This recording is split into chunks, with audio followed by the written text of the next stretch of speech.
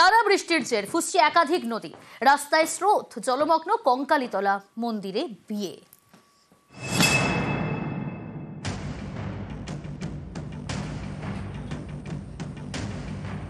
বীরভূমের শান্তিনিকেতন, এখান দিয়ে বয়ে গিয়েছে কোপাই নদী। বৃষ্টির জলে ফুঁসছে কোপাই, জল ঢুকেছে স্থানীয় রিসর্টে। পর্যটকদের রিসর্ট থেকে বের করতে ভরসা নৌকা।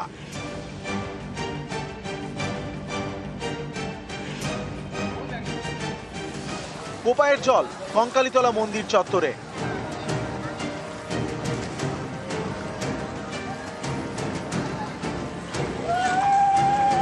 জলমগ্ন মন্দিরে বিয়ে।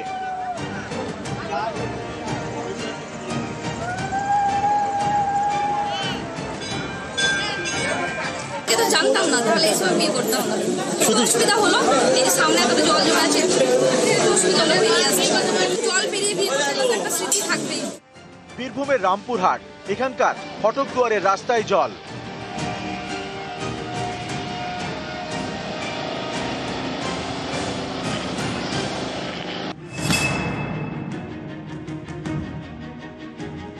উত্তর 24 পরগনার গাইঘাটায় জমা জলের দুর্ভোগ। জলমগ্ন সুটিয়া রামনগরের বিস্তীর্ণ এলাকা।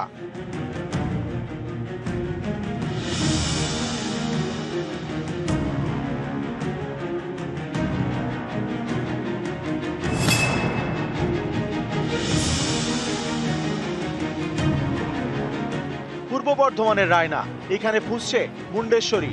নদীর জল গ্রামে। আদমপুর এবং কামারগড়িয়ায় প্লাবন পরিস্থিতি দেখতে এলাকায় যান মন্ত্রী অরূপ বিশ্বাস। ত্রাণ সামগ্রী তুলে দেওয়া হয় স্থানীয়দের হাতে। আমি নিজে সব জায়গায় ঘুরলাম, তাদের সঙ্গে কথা বললাম যে কোনো অসুবিধা আছে কিনা। যে প্রশাসনের তরফ থেকে ডিএমএসপিরা যে ব্যবস্থা করেছেন তারা বললেন কোনো অসুবিধা নেই। খাওয়া দাওয়া কেমন, বললো সব কিছু ভালো। দক্ষিণবঙ্গের পাশাপাশি উত্তরবঙ্গ বৃষ্টি, ফুঁসছে তিস্তা। জল এখন তো প্রচুর বাড়তেছে। জল সকালে ছিল এরকম জল? সকালেও বাড়তেছিল, কম ছিল, এখন বেশি হয়ে গেছে। আচ্ছা, কি মনে হচ্ছে জল আরো বাড়বে? হ্যাঁ, জল বাড়বে তো, এখন থেকে বাড়তেছে। ভারী বৃষ্টি হলেই জলপাইগুড়ি শহরের নানা জায়গায় জমছে জল। আর সমস্যা, দারুণ সমস্যা। রাত্রি থেকে বৃষ্টি, হ্যাঁ, এক কোমর জল, হ্যাঁ, রাস্তাঘাটে আজকেও এই অবস্থায় চলছে। হ্যাঁ, আরো ভারী বৃষ্টি হলে আরো মুশকিলে পড়ে যাবে। নিউজ 18 বাংলা। একটু ওয়েদার আপডেট দিই আপনাদের। দক্ষিণবঙ্গে আপাতত কম বৃষ্টি, দক্ষিণবঙ্গে বিক্ষিপ্তভাবে বৃষ্টির সম্ভাবনা। দক্ষিণবঙ্গে বাড়বে আর্দ্রতাজনিত অস্বস্তি। উপকূল ও পশ্চিমের জেলায় বিক্ষিপ্ত বৃষ্টি। 2 বর্ধমান, বীরভূম, মুর্শিদাবাদ, নদিয়ায়। দক্ষিণবঙ্গের বাকি জেলায় বিক্ষিপ্ত ঝড় বৃষ্টি। বৃহস্পতিবার থেকে ফের ভারী বৃষ্টি দক্ষিণবঙ্গের পাশাপাশি উত্তরবঙ্গের দিকে নজর রাখা যাক। উত্তরবঙ্গে ভারী বৃষ্টি, ঘূর্ণাবর্তের জেরে উত্তরবঙ্গে প্রবল দুর্যোগ। দার্জিলিং, কালিম্পংয়ে অতি ভারী বৃষ্টির পূর্বাভাস। জলপাইগুড়ি, আলিপুরদুয়ারে অতি ভারী বৃষ্টি আগামীকাল পর্যন্ত। অতি ভারী বৃষ্টি কোচবিহারেও। মঙ্গল থেকে শনিবার পর্যন্ত বিক্ষিপ্ত ভারী বৃষ্টির সতর্কতা উত্তরে। ধসের আশঙ্কা আগে থেকেই জারি সতর্কতা।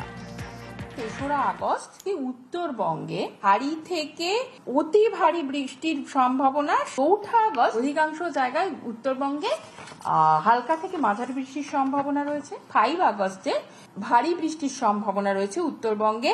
6 আগস্ট, 7 আগস্টে, 8 তারিখেও তাই একই রকম বৃষ্টির সম্ভাবনা রয়েছে এবং 9 তারিখে ভারী বৃষ্টির সম্ভাবনা রয়েছে দার্জিলিং, কালিম্পং, জলপাইগুড়ি ও আলিপুরদুয়ার জেলাতে।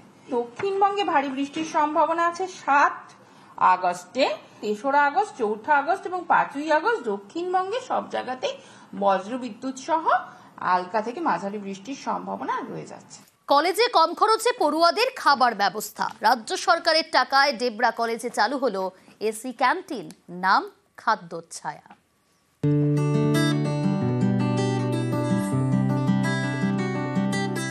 কলেজে কম খরচে ডাল ভাত।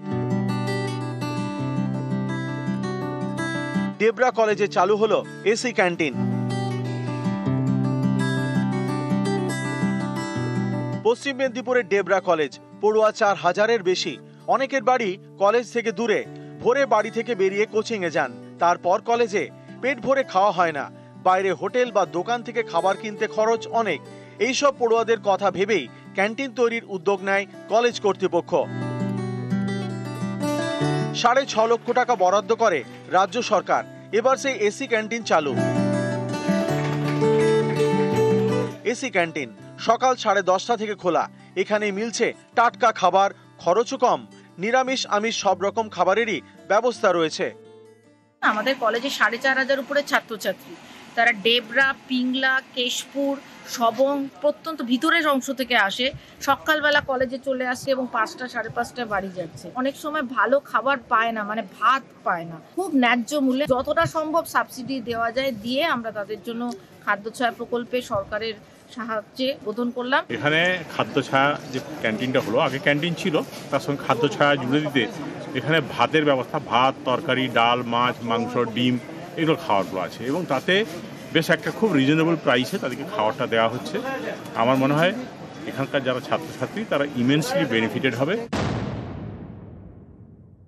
খুব কম দামে এই ডাল ভাত সবজি 28 টাকা, মাছ ভাত সবজি ভাত সবেরই অ্যারেঞ্জমেন্ট আছে। আমাদের খুবই সুবিধা হয়েছে খাবার দিক থেকে। এটা আমাদের অনেক সুবিধে, কারণ আমরা যখন অনেক দূর থেকে আসি টিউশনের জন্য সকাল সকাল বেরোতে হয়, তো এখানে এসে আমরা ডিরেক্ট খেতে পারি। ভাতটা পাচ্ছি বা সবজি পাচ্ছি, মাছ ডিম মানে যেটা যেটা আছে পাচ্ছি। দামটা খুবই কম, মানে যেটা স্টুডেন্টরা আর কি কিনতে পারবে।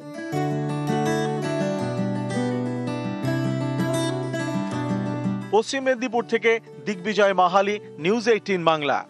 পরিকল্পনায় গলদ, তাই উদ্বোধনের পরে 13 বছরেও ফাঁসি দেওয়ায় চালু হয়নি আনারস উন্নয়ন কেন্দ্র। কারণ সেখানে পণ্যবাহী গাড়ি ঢোকার চওড়া রাস্তা নেই। শেষমেশ হস্তক্ষেপ করতে হয় মুখ্যমন্ত্রীকে। আর তারপরেই উদ্যোগী শিলিগুড়ি জলপাইগুড়ি উন্নয়ন পর্ষদ।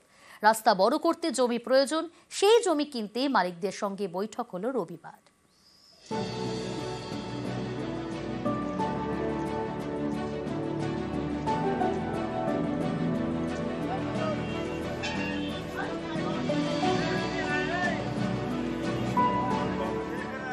আনারস উন্নয়ন কেন্দ্র উদ্বোধন হয়েছে 2012 সালে, কিন্তু আজও চালু হয়নি।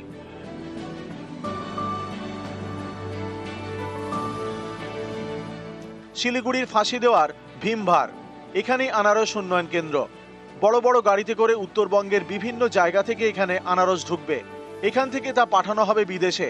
এই লক্ষ্য নিয়ে 13 বছর আগে উদ্বোধন হয়, কিন্তু চালুই হয়নি। কারণ পরিকল্পনায় গলদ। আনারস উন্নয়ন কেন্দ্রে পণ্যবাহী গাড়ি যাতায়াতের মতো চওড়া রাস্তা নেই, ফলে পড়ে পড়ে নষ্ট হচ্ছিল পরিকাঠামো। শেষমেশ মুখ্যমন্ত্রীকে হস্তক্ষেপ করতে হয়। তারপরেই উদ্যোগী শিলিগুড়ি জলপাইগুড়ি উন্নয়ন পর্ষদ। রাস্তা চওড়া করতে জমি প্রয়োজন, সেই জমি কিনতে মালিকদের সঙ্গে বৈঠক হয়। যে প্রসেসিং সেন্টার সেটা তৈরি হয়ে আছে, কিন্তু গাড়ি চলাচলের সমস্যা আছে বহুদিনের।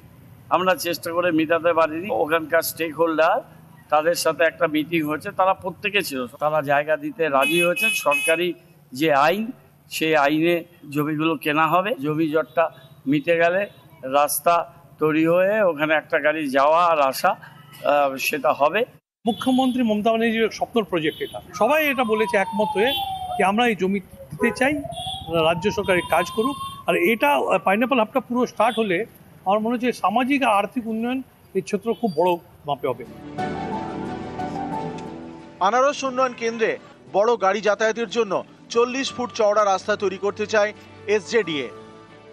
আমাদের রাস্তাগুলো যদি ঠিক মতো করে দেয়, আনারস মার্কেট যদি করে দেয়, তাহলে খুবই সুবিধা। এখান থেকে ওখানে গেলে খুবই সুবিধা। লাভ বলতে আমাদের নিজস্ব জায়গা থাকবে। এইখানে যে গদি ভাড়া আছে প্রতি বছর 10,000, 15,000, 20,000 করে বাড়া যায়। এক আরত ভাইয়ের হয়তো 2 লাখ টাকা কামাই হলো না, কিন্তু ঘর ভাড়া 2 লাখ টাকা নিতে লাগতেছে। ফাঁসি দেওয়া থেকে বিশ্বজিৎ মিশ্র, নিউজ 18 বাংলা।